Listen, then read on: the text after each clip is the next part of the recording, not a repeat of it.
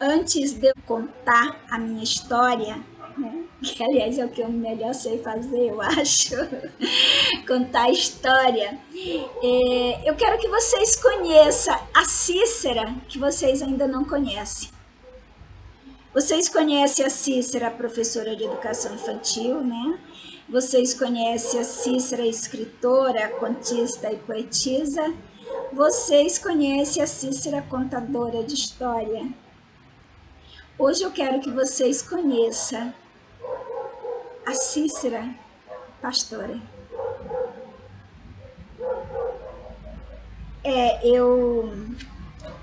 Para a honra e glória do meu Deus, eu concluí o meu curso de Teologia Eclesiástica em 2016 e juntamente com esse curso de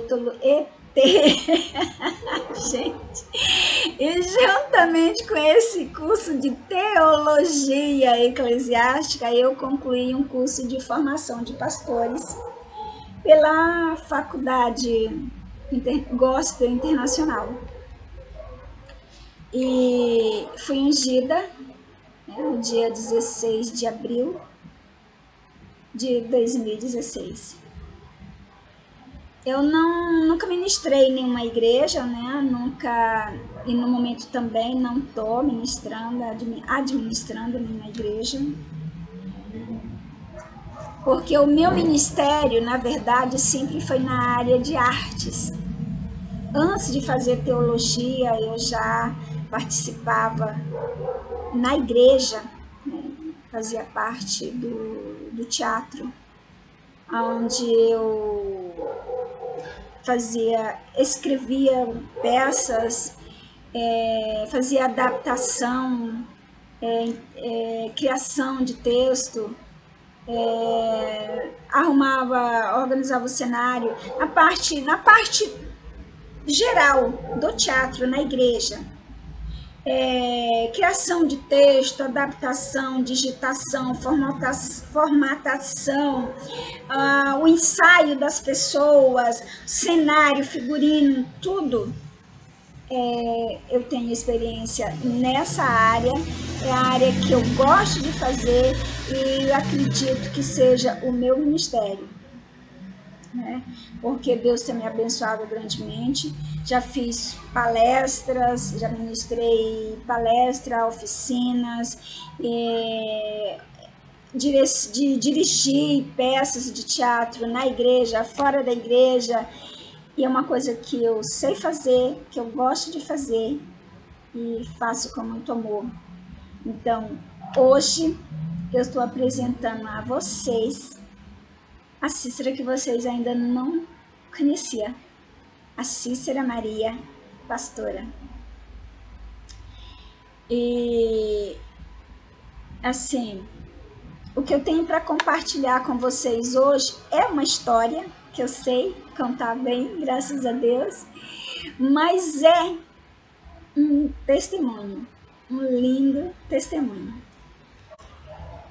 E por eu estar querendo hoje compartilhar com vocês esse testemunho, eu ousei a louvar ao Senhor em público. Quer dizer, em público em parte, né? Porque vai ser público a partir do momento que eu estou gravando, que eu vou compartilhar, então passa a ser em público. E porque assim, esse louvor tem muito a ver, porque realmente foi um grande livramento. Houve um período da minha vida, acho que já tem mais, acho que por volta de... Isso aconteceu em 2002, mas bem de antes eu andava assim meio atribulada, acho que estava orando pouco. E na época eu estava casada e o meu casamento estava assim num barco naufragando. E certo dia eu ajoelhei no pé da minha cama, entrei no quarto, fechei a porta e ajoelhei no pé da cama. e chorei muito, orei e questionei a Deus. Senhor, eu vejo tanta gente na igreja dando testemunhos mirabolantes, que foi abençoado nisso, que foi abençoado naquilo, que Deus abriu tal porta e que deu isso, que deu aquilo. Eu não tenho um testemunho para contar. Eu não tenho um testemunho para compartilhar. Aonde está o meu testemunho, Senhor? Aonde está a minha bênção? Estou casada há tanto tempo e meu casamento é uma porcaria. Eu não sou feliz. Aí eu comecei a soltar, me falar, detalhando tudo direitinho. E perguntei: aonde tu está que não me dá o meu testemunho? Aí cheguei muito mais além. Será que tu existe mesmo? Ou isso é apenas uma necessidade que as pessoas têm de acreditar em alguma coisa? Porque eu não acredito que tanta gente, eu não acredito que essas pessoas estejam falando a verdade, dando tantos testemunhos maravilhosos, de coisas maravilhosas, quando eu não tenho nada de maravilhoso para compartilhar.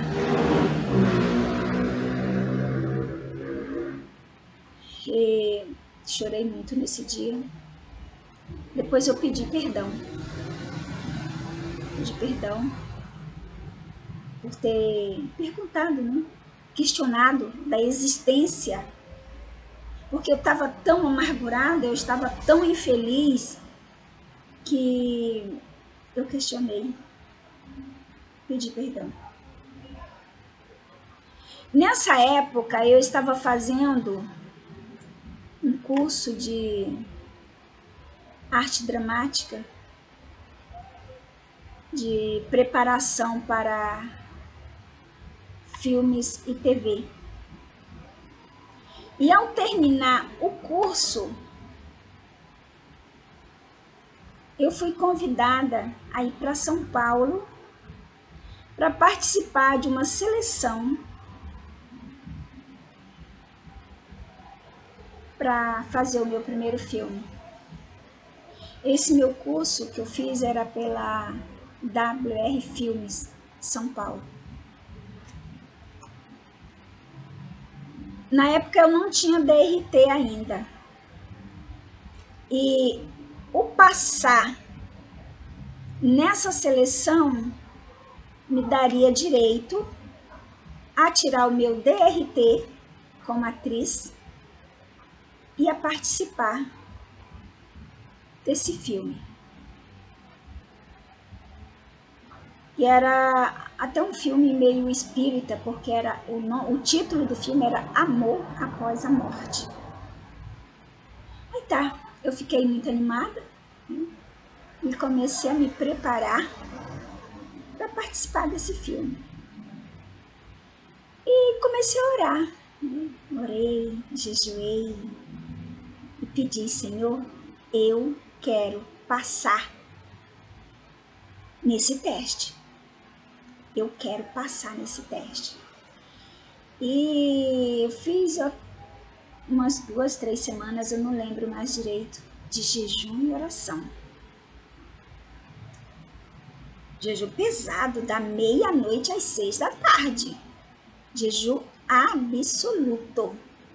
Alimento, água, tudo. Eu não provava nada até depois das 6, né? Porque às 6 eu orava e entregava. Depois aqui fazia a alimentação dos meus filhos, do meu marido, de todo mundo, mas eu não provava. Chegou o dia de eu viajar, aí eu fui. feliz da vida, na certeza de que ia passar nessa seleção. Eu cheguei em São Paulo por volta da 00:05. No outro dia cedo, eu me hospedava sempre na casa de um primo meu que mora em São Bernardo do Campo. Quando eu cheguei lá, ele tinha deixado a chave com a vizinha, porque ele tinha ido para o Ceará, para a casa dos pais. Eu cheguei, peguei a chave, entrei, legal. E no outro dia cedinho, levantei e fui para a produtora, para ver onde que seria o teste, né? Onde que as pessoas, os artistas, os atores, iam se reunir para fazer o teste para essa seleção. E cheguei lá, fiquei sabendo tudo direitinho. Na saída, como a produtora ficava ali na Paulista, foi na saída eu resolvi passar na Avenida Augusta, no Espaço Unibanco, onde estava acontecendo, quer dizer, iria acontecer onde iria acontecer uma oficina de preparação para cinema e televisão. E como eu estava em São Paulo, eu ia ficar alguns dias lá, eu sempre gostei de estudar, fazer curso, oficina, enfim, eu gosto de estudar, cada doido com suas manias. Então, eu resolvi sair da produtora e no Espaço Unibanco, que fica ali na Avenida Augusta. Eu atravessei a Avenida Paulista, peguei a Augusta e desci. Logo que eu atravessei a Paulista, eu já peguei informação onde que ficava. E me informaram que eu desceria reto, sempre olhando para o outro lado, que o Espaço Unibanco ficaria do outro lado. E assim eu fiz. Sim. Quando eu andei acho que umas 3, 4 quadras, eu observei que o espaço estava do outro lado da rua. Gente, eu sempre atravesso na faixa de pedestre, que é mais segura, claro, né? Só que nesse dia, sei lá por quê, o sinal estava lá embaixo, a faixa de pedestre estava lá embaixo, e eu resolvi atravessar a rua em frente ao Espaço Unibanco. Uma pista dupla. Então eu olhei para cá, não vi ninguém, olhei para cá, não vi ninguém. Olhei para o outro lado, vi um carro longe. Eu resolvi atravessar. Quando eu cheguei no meio, né, eu vi que vinha um trólebus a 1000. Olhei para trás e vi que o carro que estava lá longe já estava em cima. E só me lembro de ter pensado, não vai dar tempo eu voltar. Gente, eu não sei assim, dizer na hora como que foi aquela coisa na hora, né? Mas o rapaz que me socorreu, ele falou que eu não caí, eu voei. O trólebus bateu em mim e eu voei. Segundo ele, aproximadamente uns 3 metros eu voei. Quando caí, eu ainda suspendi a cabeça um pouquinho e caí de novo.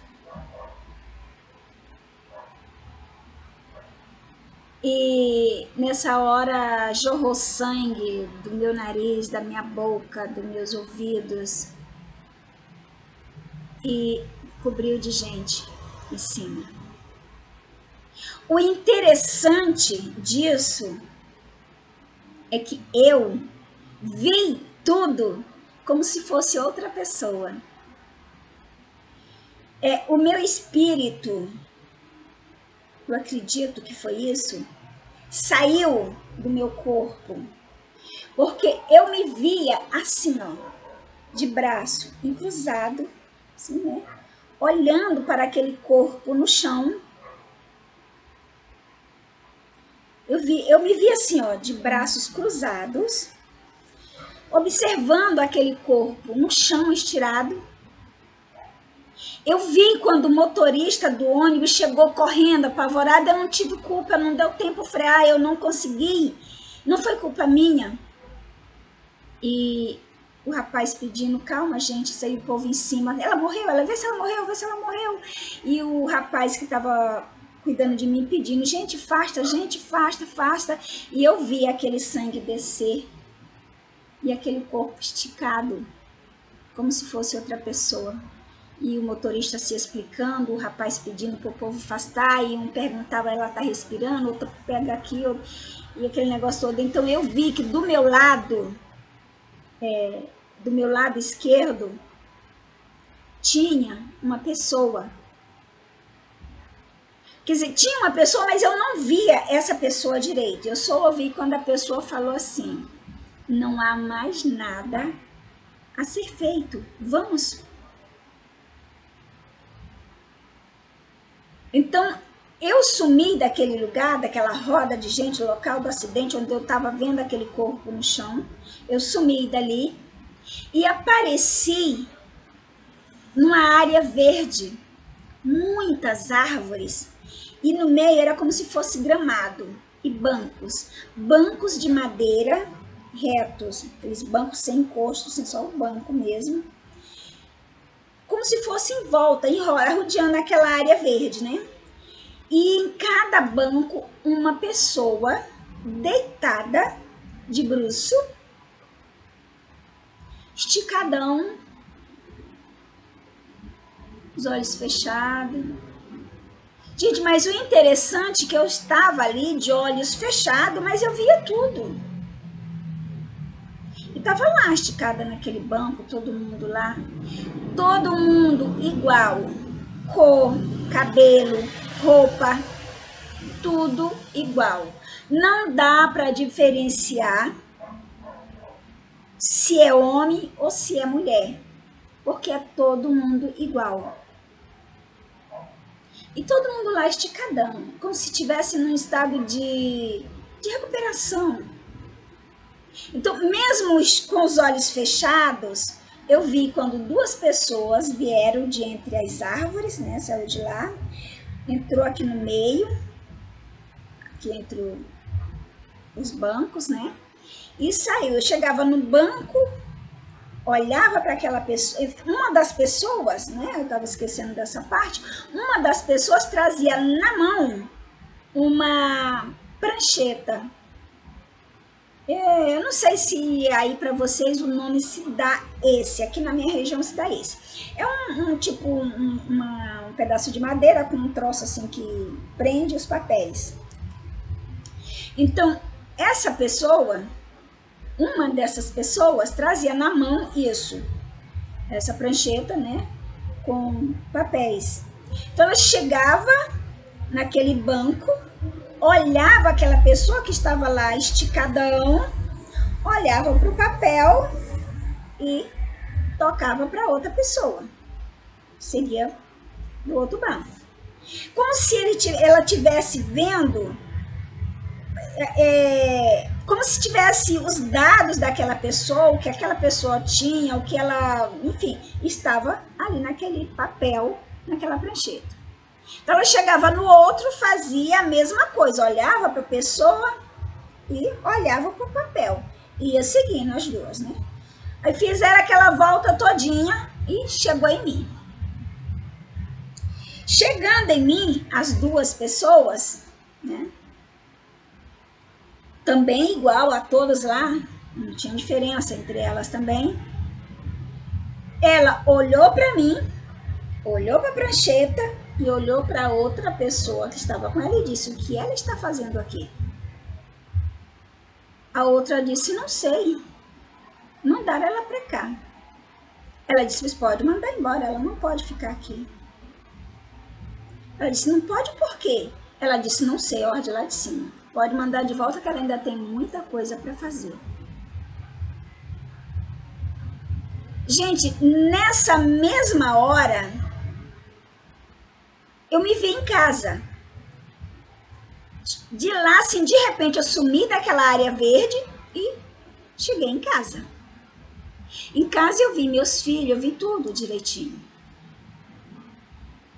Em seguida, acordei no hospital. Quando eu estava acordando, eu percebi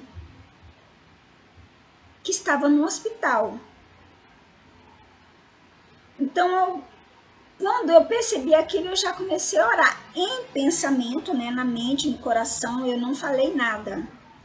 Eu só falei comigo mesma: ô Senhor, eu orei tanto para passar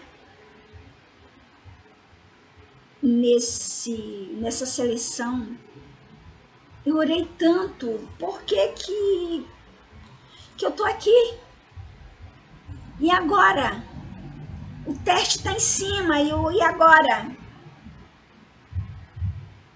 Aí eu ouvi quando, assim, com os olhos fechados mesmo, eu vi tipo uma parede, mas era uma coisa tão estranha. Eu não, tipo, óleo no asfalto com o sol quente. Aquela coisa preta, brilhosa, mas era assim, tipo uma parede, não era uma pessoa, era uma parede, tipo uma parede. Aquela coisa preta como óleo no asfalto, brilhava assim, sei lá. E por trás desse obstáculo, digamos assim, saiu uma voz meio aborrecida. Porque eu falei assim: por que tu me abandonaste? Eu falei: ô Senhor, eu orei tanto, por que tu me abandonaste? Mas eu falei só em pensamento, eu não falei para ninguém ouvir. Então, por trás desta barreira, né, digamos assim, saiu uma voz meio forte, meio rouca, e parecia um pouco aborrecida quando ele falou assim: ele não te abandonou. Após eu ouvir essa voz que falou: ele não te abandonou, foi quando eu me mexi, né? E os médicos, que tinham uns 10 médicos à minha volta, eu estava com uma borracha enfiada aqui, eu tinha agulha enfiada no braço, eu tinha agulha enfiada nas pernas, e eu tava toda cheia de coisa em mim, sei lá o que tanto, umas luzes enormes na minha cara, tava assim um troço assim grande, que eu não sei qual é o nome daquilo, e dentro daquele troço grande que parecia um chapéu de praia, cheio de luzes, tudo na minha cara. Então eu me mexi e o médico falou pro outro: ela tá acordando. E quando eu abri os olhos, ficou todo mundo em cima de mim, me perguntando, me enchendo de perguntas. Eu coloquei a mão no rosto, esse meu olho estava mais ou menos essa distância do rosto. E aqui, ó, essa marca aqui, isso aqui foi um corte. Tava inchadão. E eu botei a mão assim, aí em seguida comecei a vomitar. Cada bola de sangue enorme. Meu cabelo sempre foi grande, assim. Meu cabelo estava duro de sangue e estava correndo sangue para tudo quanto é lugar. Do meus ouvidos ainda saía sangue, do meu nariz ainda saía sangue. E eu comecei a vomitar, vomitei muito, muito mesmo, muita bola de sangue enorme. E quando eu consegui parar, Eu sentia muita dor também, muita dor, e minha coluna doía, minhas pernas doía, tudo em mim doía. E eu tentava me mexer, e os médicos não deixavam eu me mexer, porque eu estava com borracha enfiada em mim por tudo que é lado, agulha enfiada em tudo que é lado, então eu puxava a perna, eles seguravam minha perna, e eu falava, gente, a minha coluna tá doendo, a minha coluna tá doendo, e eles começaram a me ajeitar, e começou aquela sabatina de perguntas. A primeira pergunta que me fizeram: você é de onde? Aí eu olhei assim para ele e respondi: daqui mesmo. O médico perguntou: daqui de onde? Eu achei que eles estavam gozando da minha cara. Gente, eu achava que estava em Carajás, no Pará, que era onde eu morava. A pancada na cabeça me deu amnésia temporária. Eu esqueci todo o trajeto da minha viagem.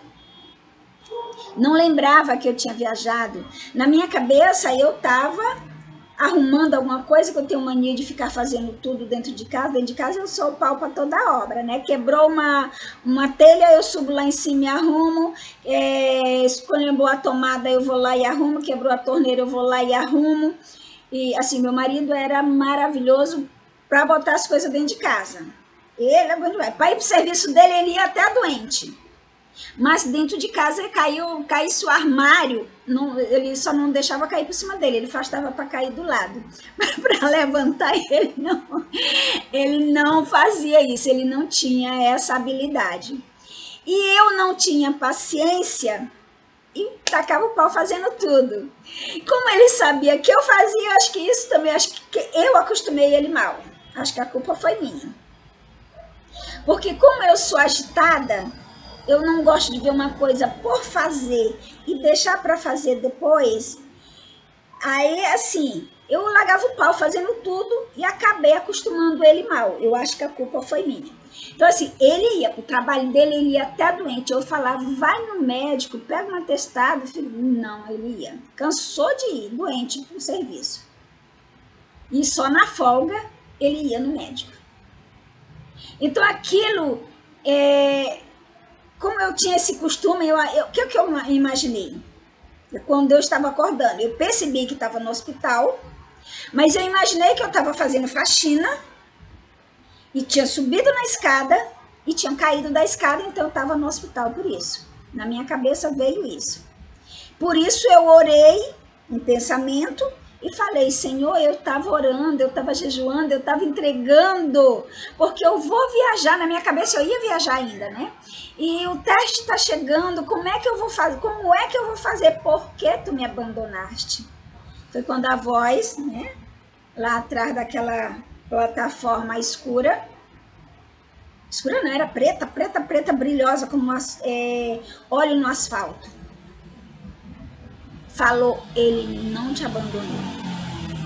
Então, aí quando começaram a me sabatinar, porque foi uma sabatina, perguntaram o meu nome, eu lembrava o meu endereço, eu lembrava o meu telefone, quantos filhos eu tinha, o nome do meu marido, tudo eu lembrava. Mas que eu tinha saído do Pará para ir para São Paulo, isso apagou. Gente, vocês não têm noção como isso é terrível. Eu fiquei perguntando, o médico falou assim, de onde você é? E eu, daqui mesmo. Ele, daqui de onde? Eu disse, daqui de Carajás, ué. O médico olhou para o outro, olhou para mim e disse, mas você não está em Carajás. Eu olhei, não? Ele disse, não, você está em São Paulo, você não lembra? Você foi atropelada por um trólebo. Eu disse, em São Paulo? Mas como é que eu vim parar aqui? Eu estava agorinha em casa. Porque na visão eu me vi em casa. Então eu falei para ele, mas como é que eu vim parar aqui? Eu estava agorinha em casa. Ele disse, não sei, você não lembra? Eu disse, não. Eu já fiquei pensando naqueles desenhos animados que eu assistia quando eu era criança, porque quando eu era criança tinha um desenho animado de uma bruxinha chamado a Dona Vassourinha. Eu já comecei a me sentir a Dona Vassourinha, né? A própria Dona Vassourinha, que eu fiz uma magiquinha aqui e apareci em São Paulo. Eu já comecei a me sentir assim, gente, será que eu finalmente consegui fazer uma mágica? E eles começaram, né? Perguntando, e quando chegou na minha idade. Na época eu estava com 42 anos, isso foi em 2002, né? Quando ele perguntou, né, um dos médicos perguntou, quantos anos você tem? Aí eu falei 42. Ele olhou pro outro assim e disse, foi pancada na cabeça. Ela não tem isso não. Eu disse, tem. Ele disse, não, olhou pro outro e disse, não, mas foi o último número que ela viu em alguma parede por aí. Eu não, é a minha idade. Só que ele não acreditava porque eu não parecia ter aquela idade. E somente quando a enfermeira chegou com a minha mochila, porque eu andava com a mochila, eu tinha ido para o estúdio, né, para produtora, e tinha levado a mochila. E dentro da mochila eu tinha uma pasta com vários certificados, com várias fotos de teatro, das peças que eu já havia feito, que eu já havia representado, que eu havia escrito, enfim, o meu currículo artístico para apresentar. Então, quando a enfermeira chegou, né, com a pasta na mão e a mochila na outra, ai, que bonitinha, ela é atriz, ela fez a bruxinha que era boa e tal. Aí o médico olhou para mim e disse, essa mochila é sua? Eu olhei, conheci e disse, é. Aí foi que ele olhou, viu minha identidade, aí disse, ela tá certa, ela tem 42 anos mesmo. E continuaram as perguntas. Gente, depois de um tempão, foi que deu aquele clareou. Aí eu disse, eu lembrei. O médico disse, lembrou? Eu disse, lembrei. Aí eu expliquei para ele, né, o que tinha acontecido, o trajeto que eu fiz. E é isso aí, gente. É esse o meu testemunho. Vocês tenham muito cuidado ao questionar Deus. Lembra quando eu falei no início que eu havia questionado Deus? Cadê o meu testemunho? Pois é. Ele me deu um testemunho. E não me abandonou, não. Eu passei, mesmo com a cara arrebentada. Gente, arrancou pele daqui, ó. Isso aqui meu ficou tudo descascado. Aqui ficou um corte enorme. Eu fiquei com os olhos, aqui o branco do meu olho sumiu tudinho. Sumiu tudinho, ficou tudo preto, tá? Não ficou preto só no meio, ficou tudo preto. E eu fiquei 5 dias internada. E o teste seria no outro dia e eu pronto, perdi o teste. Quando eu saí do hospital, recebi alta, como meu primo estava viajando, não queriam deixar eu sair sozinha, eu não podia sair sozinha. O que fizeram? Ligaram para o rapaz que me socorreu e que chamou o SAMU para esse rapaz ir me buscar. Então ele foi me buscar, me levou até São Bernardo do Campo, a casa do meu primo. Chegando lá, eu liguei para a produtora para explicar, né, que havia perdido o dia do teste para a seleção, porque do acidente. O que eles me falaram? O teste foi adiado, só na semana que vem. E eu, uau! Aí eu falei, como que tava a minha cara, né, a minha situação. E a secretária falou assim, você consegue falar, ficar de pé? Eu disse, consigo. Aí eu disse, então vem. Aí tá. No dia do teste, eu cheguei lá com a cara só Jesus, entendeu? Isso aqui inchou, inflamou. Pegou ponto isso aqui, inflamou. Bichadão. Meus olhos continuavam tudo preto. isso aqui descascado. E eu entrei na maior cara de pau. Todo mundo me olhava, como quem diz isso, aí levou uma surra do marido antes de sair. Todo mundo me olhava. Eu estava com o texto na ponta da língua. Eu vou. Lá eu comecei, me entrosei logo com... Tinha muita gente para fazer teste, né? Então comecei a me entrosar logo com um bocado de gente lá.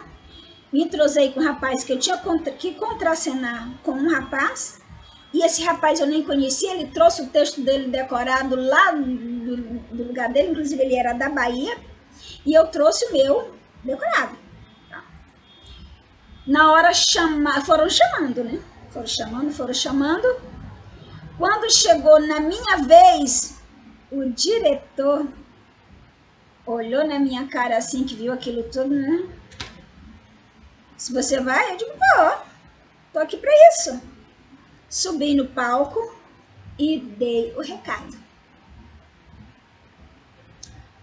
5 dias depois me ligaram. Quer dizer, antes me perguntaram, né? A secretária explicou para ele, né? Quando ele olhou para minha cara, que me viu toda arrebentada, né? Me olhou com a cara estranha e a secretária dele já adiantou para ele, ó. Ela foi acidentada, explicou. Ele disse, ah, tá. Então, eu subi no palco, dei o recado, fiz o meu papel e fui embora. 5 dias depois me chamaram lá para fazer a ficha, para pegar o meu DRT. Porque eu passei no teste. Infelizmente, eu não pude participar do filme, né? Porque não tinha papel para bruxa. Gente, a minha cara só se fosse para fazer papel de bruxa, né? Outra coisa não tinha como, não, porque eu tava terrível. Mas passei. Peguei o meu DRT. Agora veja bem, outra coisa que você também deve prestar atenção é na hora de pedir. A própria palavra de Deus diz que pedes e não recebe porque não sabe pedir. Eu pedi a Deus para passar no teste. Eu não pedi para participar do filme. Tá entendendo? Eu queria um testemunho, tive um testemunho. Eu queria passar no teste e ter meu DRT. Passei no teste e tive o meu DRT. Mas eu não pedi para participar do filme. Né? De repente, se eu tivesse pedido para passar e participar, tivessem aberto uma vaguinha para uma bruxinha participar. Né? Mas como eu não pedi, a bruxinha foi dispensada. Mas com o DRT na mão. E é isso aí, gente. Essa é a minha história, é o meu testemunho. Se vocês gostaram, não esquece de dar aquele like gostoso. Não esquece de se inscrever no canal se você ainda não é inscrito ou inscrita. E volta mais vezes para me ver, para ouvir as minhas histórias, tá? Para ficar um pouquinho comigo, para me dar esse carinho. Fica comigo, tá bom? Que Deus te abençoe grandemente. Que Deus abençoe a sua vida, a sua família, o seu ministério. Que Deus fale ao seu coração, como tem falado ao meu. Que Deus te dê livramentos, como tem dado a mim. E você também possa cantar. Tenho gozo em dar louvor, glória, aleluia, glória. A Jesus, meu Salvador, glória, aleluia, glória. Glória a Deus, Jesus me salvou. Glória a Deus, Jesus me livrou. Glória a Deus que salvo estou. Glória, aleluia, glória. Só Jesus pode salvar. Glória, aleluia, glória. e de todo mal livrar. Glória, aleluia, glória. Glória a Deus, Jesus me salvou. Glória a Deus, Jesus me livrou. Glória a Deus, que salvo eu estou. Glória, aleluia, glória. Quando eu no céu chegar, glória, aleluia, glória. Para sempre irei louvar. Glória, aleluia, glória. Glória a Deus, Jesus me salvou. Glória a Deus, Jesus me livrou. Glória a Deus, que salvo eu estou. Glória, aleluia, glória. Eita, glória! Gente, como é bom louvar a Deus, olha, muito bom.